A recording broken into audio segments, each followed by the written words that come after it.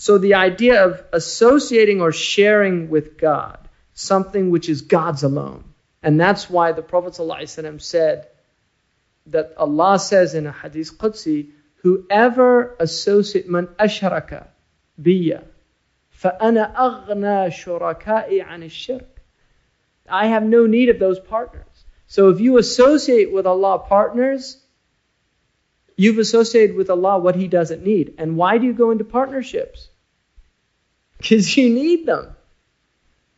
In commerce, why do you have partners? Because you need them. So Allah is saying, you're associating with me something that I have no need of, and therefore it's batil. Because there's no purpose. There's no purpose. So, shirk is the reverse side of tawheed. Now, the literal sense of the term shirk may suggest that one has to be conscious of associating others with God in order to be guilty of it. How can I give a partner to someone if I do not know the someone? Well, that's actually true. And that's why the Quran says, وَلَا تَجْعَلُوا لِلَّهِ أَنْدَادًا وَأَنْتُمْ تَعْلَمُونَ. Do not associate God once you know. And that's why a person who's in that state without knowledge is forgiven.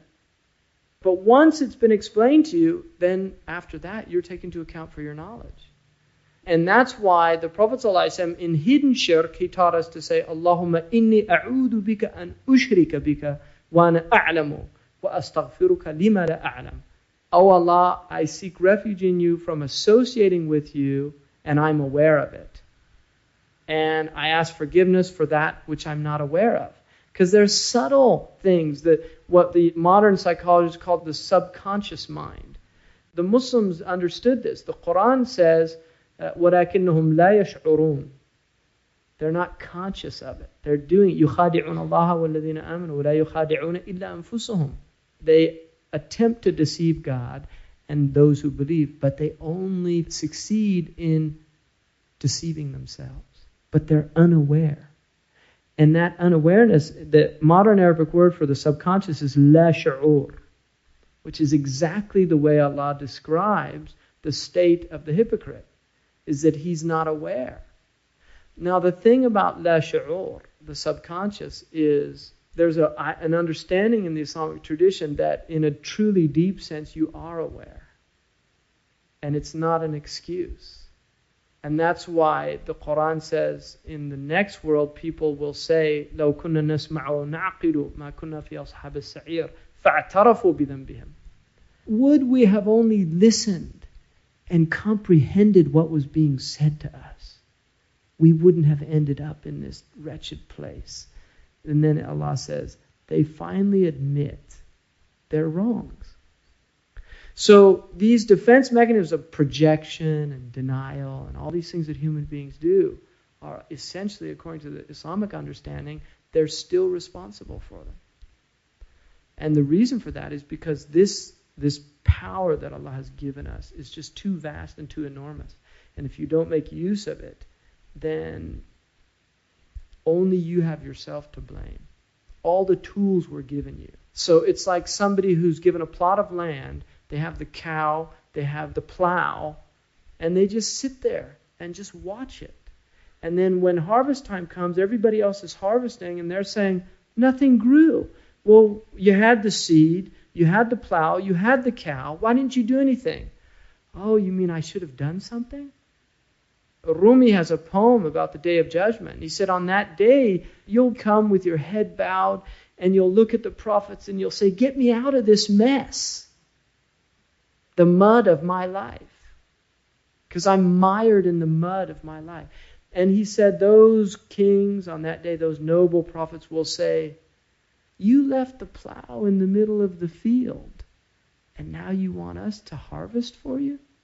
You had all that time, you had all that energy, you had all that. So there's a belief in Islam that Tawheed is from the fitrah of human. It's something we deeply know. It's our inherent nature to know. And that is why children will completely accept the understanding. They'll just completely accept it. They'll accept Tawheed. It just makes perfect sense to them.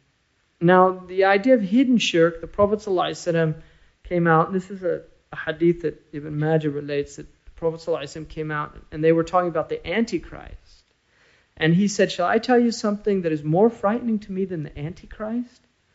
And they said, what? And he said, hidden shirk. Shirkul khafi, which is called riya.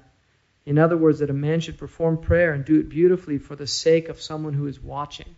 And Sa'di tells the story about the man in the mosque praying, and he hears the door open, and he decides, I'm going to pray a long prayer because that person will think. And when he finishes his prayer, he looks to see if the person saw him, and it was a dog that came into the mosque. You see, it's all in your head. It's not about what's out there. It's all your perceptions. Now, this is my favorite section here, which is the signs of God. The Quran is called Kalam Allah, which is God's speech directed at human beings. And so whatever is said in the Quran, we believe is an expression of God Himself. In the same way, when we speak, we express ourselves. So if I'm speaking, I'm expressing myself. We may be playing a role, but we ourselves have chosen the role, and no one else would play it the same way. Even roles we play express something about ourselves. So Kenneth Branagh's Hamlet is not Laurence Olivier's. Same text, but they have different interpretations. And so even an actor reciting the same lines, he's still expressing himself. So the idea of words being an expression of the nafs, and Allah has a nafs according to the Quran. When Allah speaks, we believe that is an expression of Himself in the Quran. Now, if the Quran expresses Allah, it is not the only thing that expresses Him. Other scriptures also express Him, and so do His creatures. So now we get into something very interesting, which is this idea of an expression. What is an expression? It is, when I speak, what I am doing is I am articulating symbols. If you speak my language, you are familiar with. So when I say, look at that tree, I don't have to look at the tree. You'll begin to look around to see the tree. You can ask me which tree.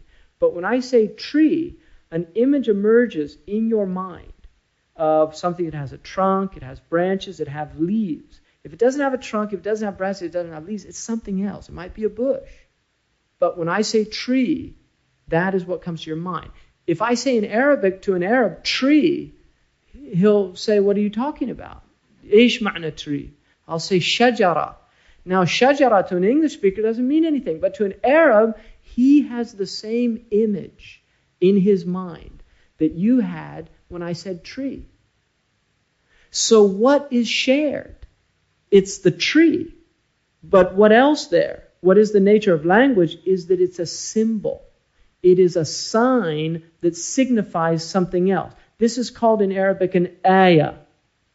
So an ayah is something that signifies something else. Now, when we say that God has signs, what we're saying is there are things that signify God. There are the prophetic signs, there are the revelatory signs, but then there's the natural signs. So ayah in the Quran means in a general sense anything that means something else. Anything that's indicating something else. Shay'un yadullu ala shay'in akhar. That's what ayah means. So that's a general sense. In the Quran, it means everything in the heavens and the earth. Everything is a sign. And this is why we appointed the night and the day as two signs. They're ayatain. Al-layl wal-nahar are two signs of what? Of God. And a sign for them is the dead earth. وَمِنْ آيَاتِنَا. From amongst these signs, dead earth. And then it's brought back to life. Nuhyiha, right? That's a sign of God. You're seeing a sign. It's indicating something else. And among His signs are ships that run on the sea like landmarks. Al-fulk, that is on the ocean like a landmark. Ka'a'lam, like mountains. These are all signs. So these are signs. Now in the earth are signs for those who have certainty, and in yourself. وَفِي الْأَرْضِ آيَاتٍ وَفِي أَنفُسِكُمْ أَفَلَا تُبْصِرُونَ. In the earth are signs, and in yourselves are signs. Don't you see? In other words, don't you make the connection? In the same way when I said tree, you connected that with this thing that has trunk, branches, leaves. That's what Allah is saying. Don't you see? In other words, don't you see the connection between all these signs out there and all these signs in here, what they're indicating, what they mean? Now, the second narrower sense is the miracles and scriptures that are given to prophets. So prophets are given two types of signs. They are given scripture, which is an ayah, and they're given khawaraq al-'ada. They're things that break the normal chain of events. So with Moses, it would have been like his staff. He had asa, Musa. That was a sign. And the magicians recognized it, and that's why when they saw it, they said, we believe in his God, not in you. Because they knew. Now what's Fir'aun looks at and he says, this is a conspiracy. That's what he said. This ta'amartum, you planned this thing. This is a conspiracy you did somewhere else. He can't believe because he's not seeing the same thing. The other is the wahi itself, the revelation is a sign. They said to the Prophet Salih, you are merely one of us who are bewitched. You are a mortal, right? You're bashar like us. Then produce a sign if you're truthful. So they want a sign. They want signs. That's what they said to Jesus. And he said, wicked is a generation that wants signs. In other words, it's so clear. Like Lao Tse, somebody asked him, what's a proof for the existence of God? He said, you're asking for a lamp to see the sun. And that's why they say, the Arabs, they say, وَلَا يَسْتَقِيمُ شَيْءٌ فِي الذِّهْنِ وَلَا يَسْتَقِيمُ فِي الذِّهْنِ شَيْءٌ إِذَا احْتَاجَ النَّهَارِ إِلَى الدَّلِيلِ. Nothing will make sense to you if you need a proof for daylight. This idea of signs, which is very interesting because the 20th century, the essence of 20th century philosophy is semiotics. They've become obsessed with signs. It's what philosophy has been reduced to, which is very interesting. That the Quran that's what it's talking about. It's talking about signs. And that's why one of the most brilliant philosophers of the 20th century was Izutsu, Japanese philosopher. He spent his life studying the Quran and wrote this amazing book on the signs, the semiotics of the Quran. Because he was just so engrossed in this idea. So, now the most specific sense of the word is the Quran are the actual sentences of the Quran, which are called ayat. The actual syntactical components. They're meaning statements that are called ayat. Now, one of the really interesting things about signs, and I just want you to think about this. One of the things about people is, and everybody's had this experience, where you don't know a word, and suddenly you look it up in a dictionary, and now you know it. And then suddenly it starts appearing everywhere. And you're like, that's amazing. What a coincidence. Why does it suddenly start appearing everywhere? Because now you know what it means. And so suddenly it becomes meaningful. And before you were just removing it from your field of vision. Now you're allowing it in because you've accommodated it into a frame of reference. Now, one of the things about human beings, if you're traveling on a trip, and I love road signs. I just got a traffic ticket yesterday in San Jose. He actually reduced it way down because I told him, this is a crazy city. And how do you get out of this city once you're in it? Because that song, Do You Know the Way to San Jose? They say he wrote it in downtown San Jose. You don't know where you are in that city. It's just crazy. And I told him, he said, didn't you see that sign? I said, no, I didn't see the sign. Why didn't you see it? It was right in front of you. I said, I really didn't see the sign. They hear that every time. Didn't you see that sign? Yeah, right. It's clear as day. Well, that's what the angels say to people. Didn't you see that sign? It was right in front of you. No, I didn't see it. Why? You know why I didn't see the sign? Because there was a mailman in front of me going like this. Right? You know what he was telling me? There's a cop behind you. Don't turn left. He distracted me from seeing the sign. That's what Iblis does.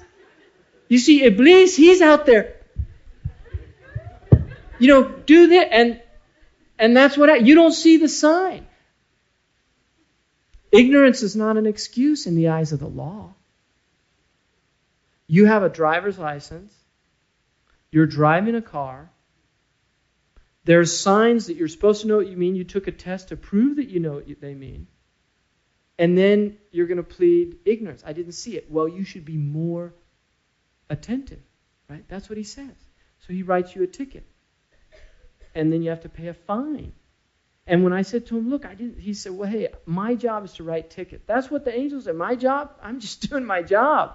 My job is to punish you. It's not to, that's what he was saying to me. My job is to punish you, not to sit here and debate. You broke the law. It's an infraction. And that's my job. And I'm sorry. It's a painful thing to do if I really think about it, but it's my job. There you go. So what can I do? Rip it up? The police come. They take your car away. If you ignore the warnings, because that's just a warning. If you ignore that, there's more repercussions. It just gets worse and worse and worse. So imagine humanity on this highway. They're driving along. The first sign they see, Lustville, 100 miles. Suddenly speeds up, only 100 miles. If I do 100 miles per hour, I'll get there in an hour. That's good, right? He's going to Lustville. On the way, there's a sign, Paradise, and it's pointing that way to turn. Does he see that sign? No, because he's so preoccupied with Lustville. He can't see the sign to Paradise. And then there's another sign, Gluttony Land. So maybe he's not a satyr. Maybe he's a glutton. Gluttony Land, I'm going there. Floors it. Right? Can't wait to get there to eat. So he doesn't see the sign to paradise. Each one of these signs that people see on the road, and they can't see that other sign because they're so preoccupied with their destination. But they chose that destination. Now, if you were given a job, and this is Vanity Fair, right?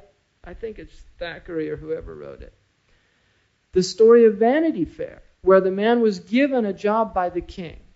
But on the way to fulfill his job, there's a fair on the side of the road. And he thinks, well, I've got all the way till sunset. So I'm just going to stop and just enjoy the show. And there's some distractions. And I'll have a little fun. And then I'll go and I'll do what the king told me to do. So he goes in, and Vanity Fair's filled with distractions, and it's wonderful. And he's having a great time, and he gets so engrossed in all of these distractions that suddenly it's sunset, and Vanity Fair is closing up, and he hasn't done what the king asked him to do. Now he's got to go back to the palace and tell the king, and the king says, I sent you in the morning. You had all day to do it. Now, is the king going to accept the excuse, oh, well, I saw this beautiful fair along the side of the road. On my time? You were playing on my time? Somebody works for FedEx, but he's got a gambling problem. So he goes out in the morning with all these packages, and then he passes by a gambling casino, and I'll just go in and do one time on that slot machine. Right? Goes in one time, and then suddenly one time leads to another, and then suddenly the day's over, and he suddenly goes out, and he's got all these packages that he hasn't delivered that he has to take back. Is he going to keep his job? No. So that's the nature of the world. The task is very clear, but the signs are ignored. It's not that they're not there. They're just ignored. And that's why. How many a sign there is in the heavens and the earth that they pass by, turning away from it. It's all there. It's very obvious. But that's what the Quran is saying. People ignore these signs because they don't have time for them. They're too preoccupied.